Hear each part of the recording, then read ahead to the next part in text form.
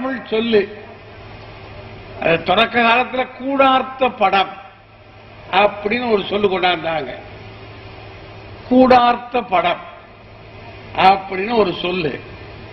அப்புறம் அதை அப்படி கொஞ்சம் கொஞ்சமா நகர்த்தி விகட சித்திரம் அப்படின்னு சொல்லி பார்த்தாங்க.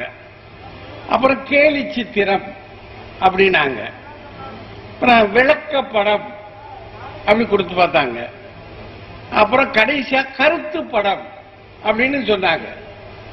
நான் இன்னும் ஒரு முடிவுக்கு வர முடியல. ஏதாவது ஒரு சொல்ல நம்ம தெளிவா, எங்க தம்பி அறிஞர் வளவரசெல்லாம் முன்னாடி இருக்காங்க, இதுலயாவது ஒரு சொல்லையாவது நம்ம தெளிவா, இந்த கார்ட்டூன் அப்படின்னா இதுக்கு இதுதான் நல்ல தமிழ்ல நம்ம சொல்ல வேண்டிய ஒரு சொல்லு அப்படின்னு நம்ம கொடுக்கணும். ஆனா இத கொடுக்கறதுக்கு 1900 சித்திரம் போடுறாரு. மேல ஒரு விமானம் போய்கிட்டு இருக்கு. ஒரு விமானம், அதுக்கு கீழே விமானம் போச்சுன்னா அங்க இருந்து கீழே கிழிஞ்சு பார்த்தோம்னா மேகங்கள் தெரியும். மேகம் சிறுசா இருக்கு. அதுக்கு கீழே இருந்து ஒரு சத்தம் வருது. சத்தம் மட்டும் தான் கேட்குது. போடும், ஓடு, கொண்டுருவோம், செத்து போ, முடியாது, விடமாட்டோம், ஒளிக. சத்தம் விதவிதமான சத்தம் கேட்குது. அப்ப உள்ளுக்குள்ள விமானத்துல பேசிக்கிற சத்தத்தை மட்டும் ஒரு வேலை எழுதியிருக்காங்க. நாடாளுமன்ற கூட்டம் இன்னும் முடியல போல இருக்கு. கேள்வி கேட்டு புலம்புற புலப்பம் இருக்கு பாருங்க நாட்டுக்குள்ள. கடைசியா அவர் ஒரு சித்திரம் ஒன்று கொடுக்கிறாரு. இந்தியா வீடு, இந்திய பெரிய நாடு, அது வீடு. அது வீடு இடிஞ்சு கிடக்கு. கடைசியா இருக்கு ஒரு சித்திரத்தை பார்த்தா இடிஞ்சு கிடக்கு அந்த வீடு. அதுல பொதுஜனமும் ரொம்ப நிம்மதியா அவரும் அவர் வீட்டு அம்மாவும் உட்கார்ந்து டிவி பார்த்துட்டு இருக்காங்க. அந்த பக்கத்துல பார்த்தா வன்முறை கலாச்சாரம், இன்னொரு பக்கம் பார்த்தா சாதி அரசியல், இன்னொரு பக்கம் பார்த்தா வறுமை, இன்னொரு புறம் லஞ்சம், ஊழல், என்னென்ன வேணும் அவ்வளவும் இருக்கு. இடிஞ்சு கிடக்கு இந்தியாவை, வீடே இடிஞ்சு கிடக்கு. அவ்வளவு இடிஞ்சு கிடக்கும் போது பொதுஜனப்புறம் என்ன செய்ய முடியும்? அந்த வீட்டுக்குள்ளதானே அது என்ன செய்யுது? இந்த டிவி பார்த்துட்டு நிம்மதியா இந்த சீரியல் ரொம்ப நல்லா இருக்கு, இது எப்படித்தான் முடிப்பாங்களோ தெரியலையே அப்படின்னு அந்த அம்மா மகிழ்ச்சியா நிக்கிற காட்சியை, உட்கார்ந்துக்கிற காட்சியை அவர் காட்டுறாரு. எல்லாம் போட்டுட்டு அவருக்குள்ள ஒரு ஆவேசம் வருது பாருங்க, ஒரு தர்ம ஆவேசம். ஆவேசத்தை எப்படி காட்டுறாருன்னா, ஒரு சித்தர், ஒரு படம் வரைகிறவரு இந்த மண்ணை நேசிக்கணும். நான் சும்மா இருந்துருவனா? சொல்லடி சிவசக்தி, என்னை சுடர்மிகும் அறிவுடன் படைத்து விட்டாய், வல்லமை தாராயோ, இந்த மாநிலம் பயனுற வாழ்வதற்கே அப்படின்னு கேட்கிற மாதிரி அவர் கேட்கிற அந்த தோரணை இருக்கு பாருங்க. மகாசக்தி, பராசக்தி, காளி, அவ காளிங்க நடத்தணும் அப்படி ஆடுற மாதிரி சிம்மாசனத்தை உட்கார்ந்து 1000 கோட புறப்படுறா, ஆவேசமா புறப்படுறா. எதிரில் ஒருத்தன் லஞ்ச பணத்தோட வர்றான்.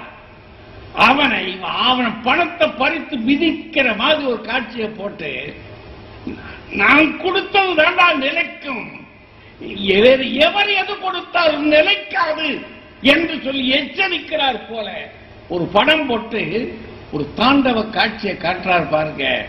இது எல்லாம் இந்த சித்திரத்தை வாங்கி பார்க்கிற பொழுது நம்முடைய நாட்டின் கடந்த கால சரித்திரத்தை, ஒரு மனிதனுக்குள், உங்களுக்குள்ளும் எனக்குள்ளும் இருக்கின்ற புலப்பத்தை, கலக்கத்தை, இந்த மண்ணை நேசிக்கிற மனிதர்கள் எப்படியெல்லாம் கலங்குவார்கள், புலம்புவார்கள். இதற்குத்தான் நாம் பிறந்திருக்கிறோமா? இப்படித்தான் இந்த மண் வாழ வேண்டுமா? இத்தனை புகைச்சல்களோடும் கலகங்களோடும் கூட தாழ்ந்த மண் இருக்க வேண்டுமா?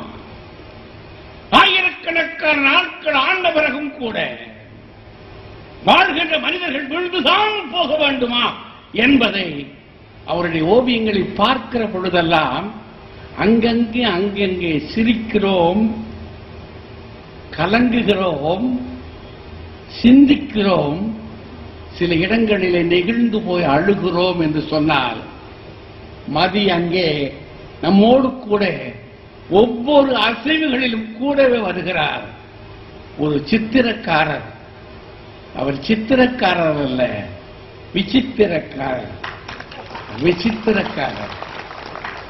அவர் வெறுமனே படம் எழுதுவதற்காக எழுதவில்லை. இந்த மண்ணில் ஏதாவது ஒரு மாற்றத்தை உருவாக்க வேண்டும்.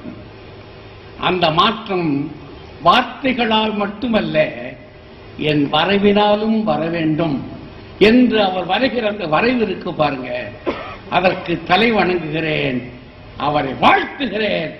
அவரை வாழ்த்தி ஆலிங்கனம் பண்ணுவதிலே நான் மகிழ்கிறேன் என்று சொல்லி நன்றி கூறி விடைபெறுகிறேன். நன்றி, வணக்கம்.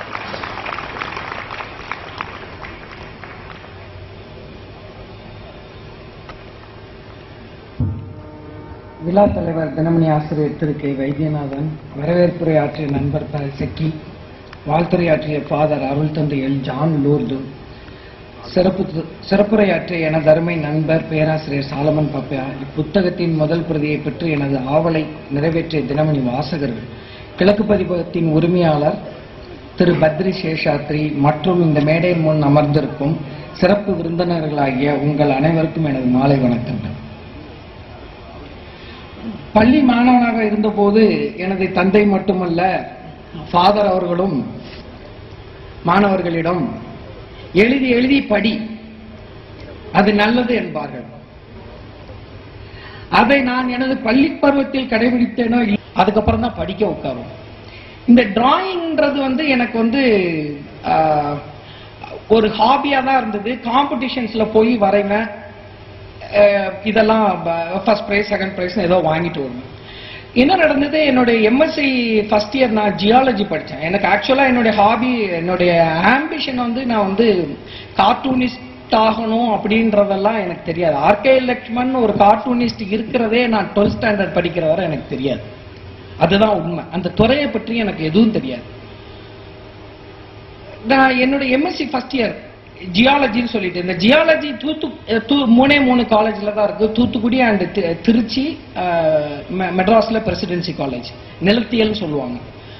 ஸோ அங்க போய் சேரணும்ட்டு சென்ட் சேவியர்ஸ் 12th முடிச்ச உடனே அங்க போனேன். அது ஜியாலஜி போய் தேர்ந்தெடுக்கிறதுக்கான காரணம் இன்னமும் என்ன சொல்றது, அது ஒரு பொய் காரணம். உண்மையான காரணம் எனக்கு இந்திய கப்பல் துறையில் நேவியில் கேப்டன் ஆக வேண்டும் என்றுதான் என்னுடைய ஆசை.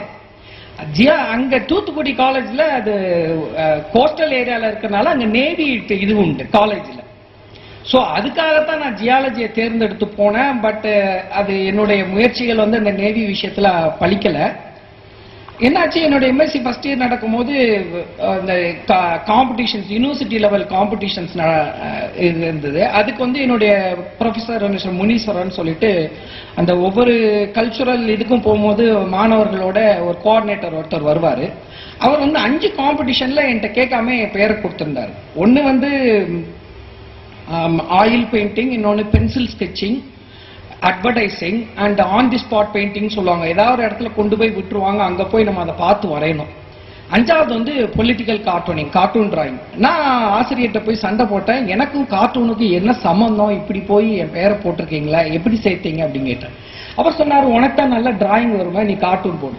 சார், கார்ட்டூனிங்கிறது வேற, அது பொலிட்டிக்கலா சிந்திக்கணும், நான் இது பண்ணணும், அதெல்லாம் எனக்கு தெரியாது. நான் என்னென்ன காரணமாலாம் சொல்லி பார்த்தேன். ஏன்னா மத்தியானம் கார்ட்டூன் காம்படிஷன், காலையில ஆயில் பெயிண்டிங்.